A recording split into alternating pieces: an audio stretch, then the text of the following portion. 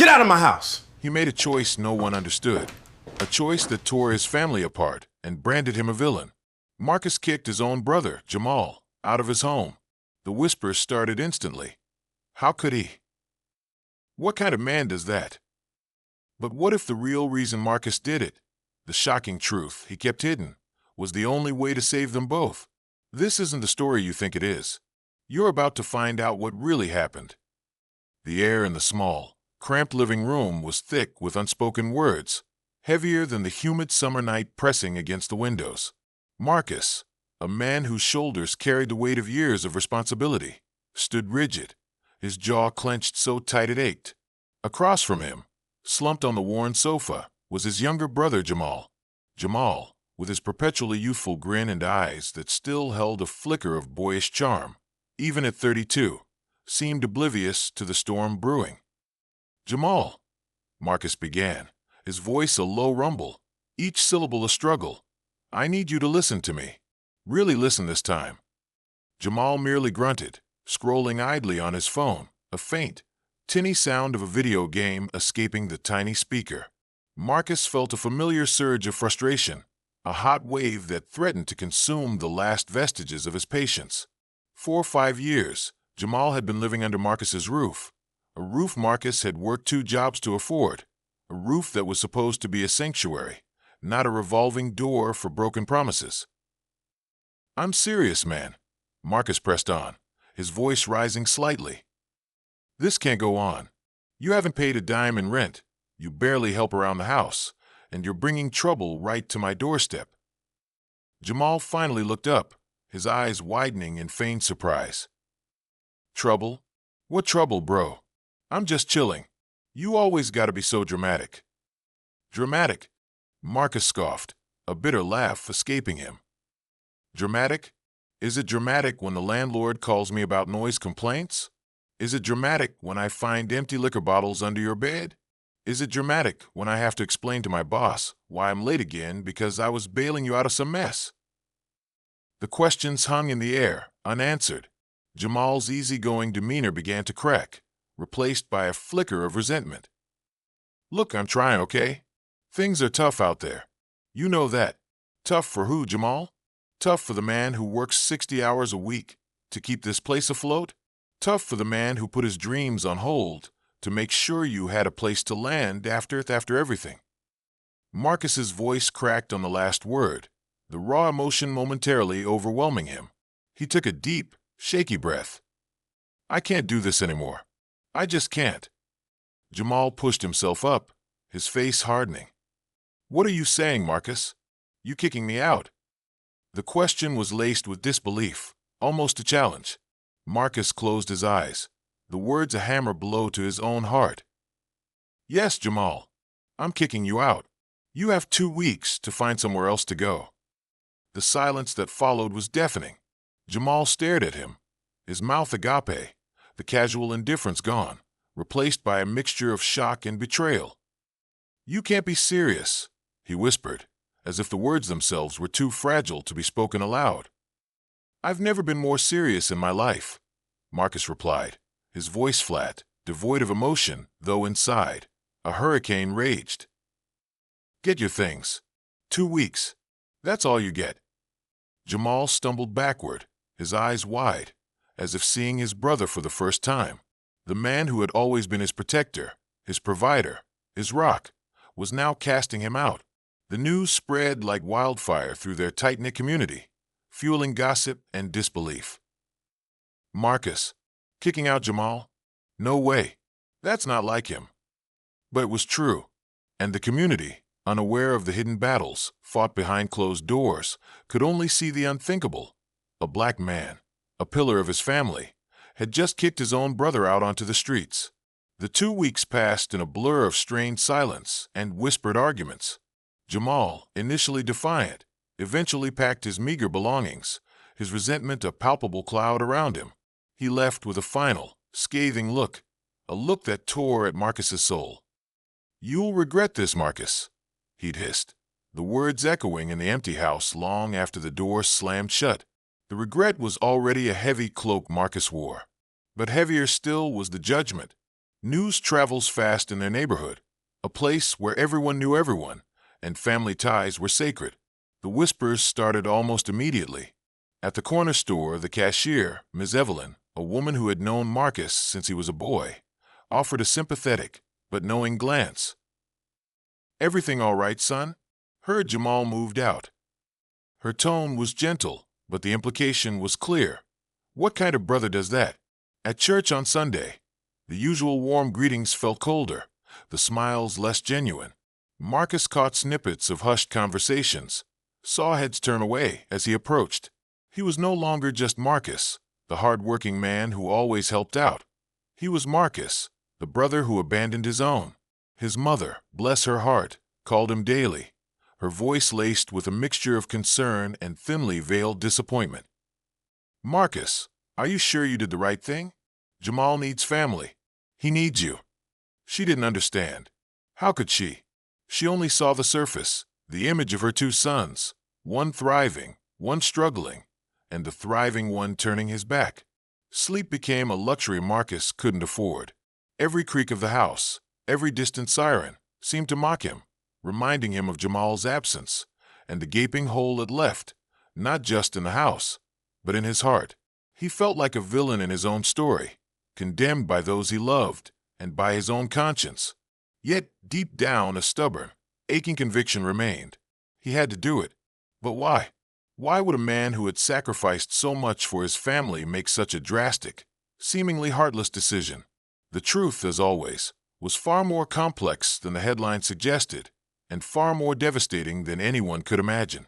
To understand Marcus's actions, one had to go back, far beyond Jamal's 5-year stay. Marcus was the eldest, born into a family that, while rich in love, was perpetually short on resources. Their father had left when Marcus was young, leaving their mother to raise 2 boys alone.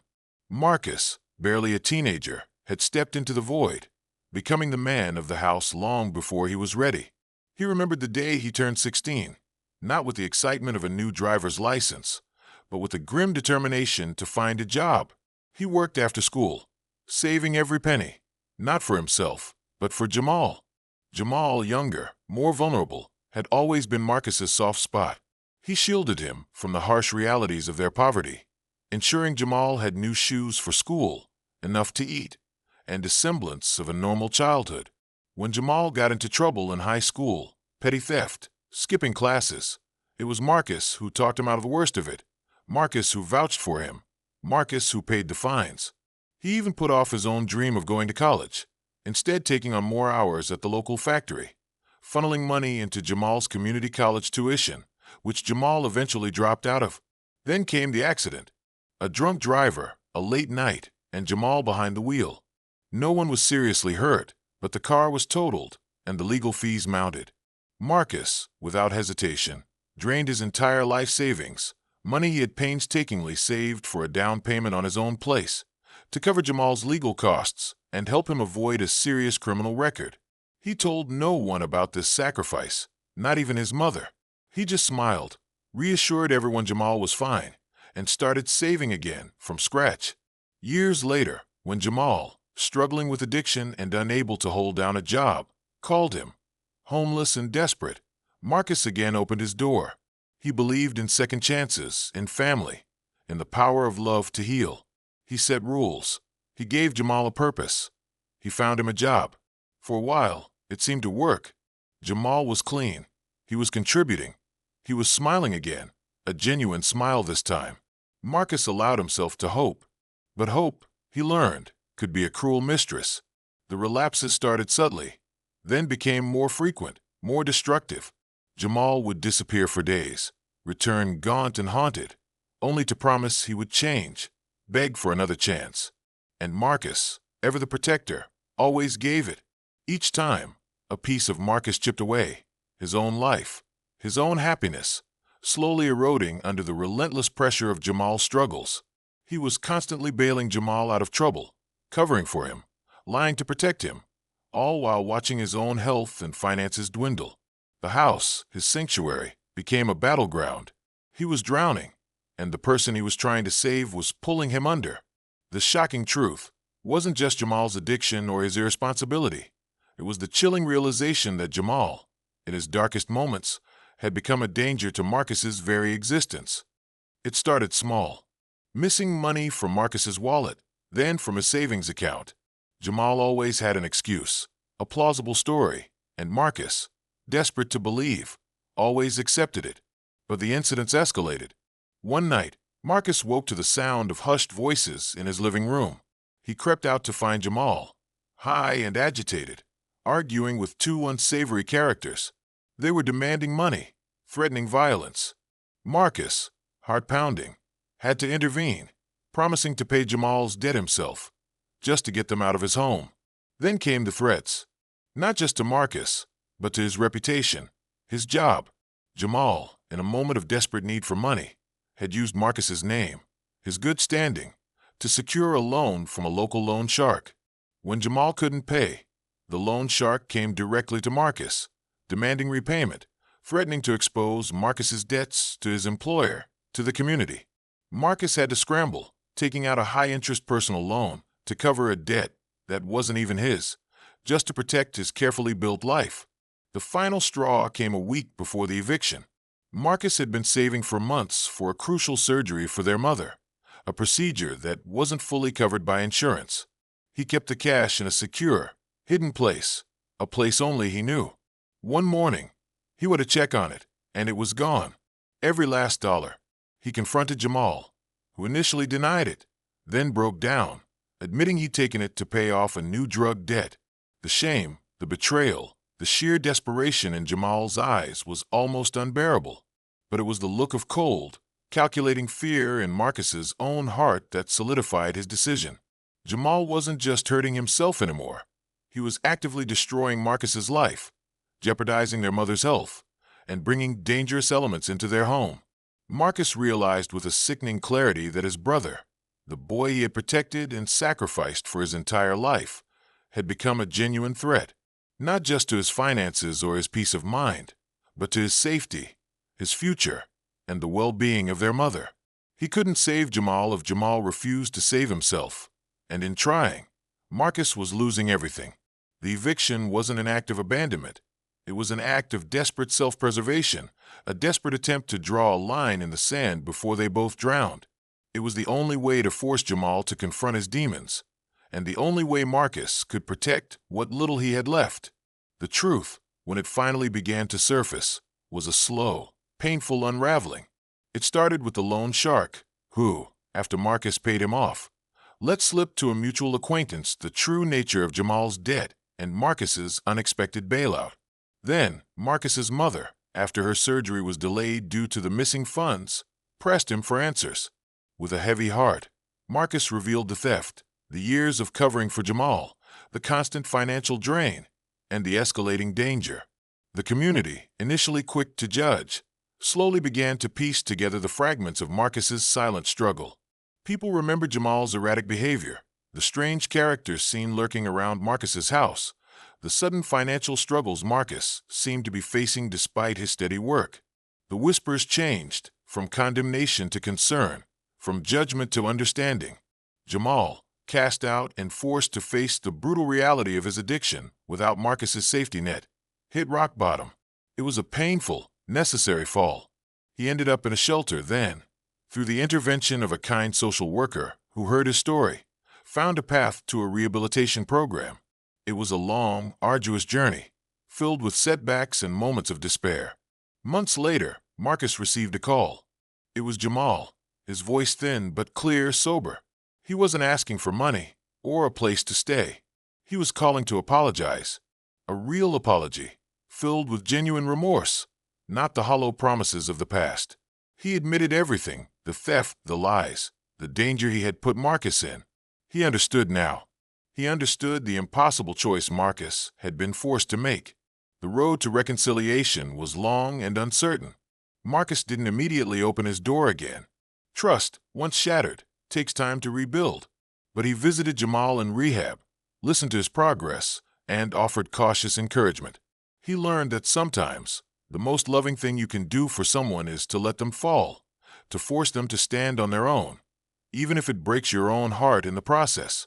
The shocking truth, was that Marcus didn't kick out his brother out of malice or abandonment. He did it out of a desperate, agonizing love, a love that recognized the only way to save Jamal was to let him go, and the only way to save himself was to set boundaries, no matter how painful.